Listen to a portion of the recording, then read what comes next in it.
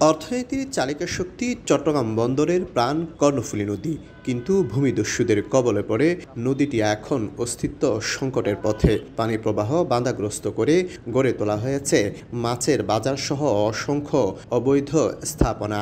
নদীতে মালামাল টানার কাজ করা সাম্পান মাঝিদের অভিযোগ, খুদ চট্টগ্রাম বন্দর কর্তৃপক্ষই 2016 সালে ক্যাপিটাল ড্রেজিংয়ের নামে নদীটির অনেকাংশ ভরাট করে। পরে রাজনৈতিক প্রভাব খাটিয়ে ইজারা নিয়ে শাহ আমানত সেতুর পশ্চিমে অবৈধভাবে নতুন ফিশারি ঘাট গড়ে তোলেন সাবেক মেয়র আজম নাসির উদ্দিন।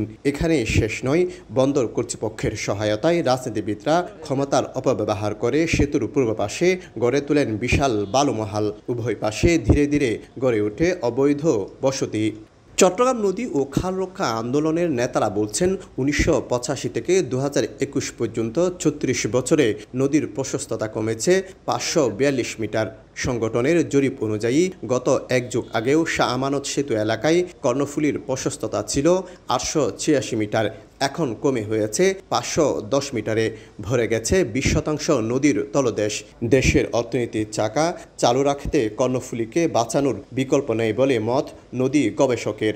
হাইকোর্টের নির্দেশে 2019 সালে নদীপাড়ের 200-র বেশি অবৈধ স্থাপনা উচ্ছেদ করেছিল জেলা প্রশাসন।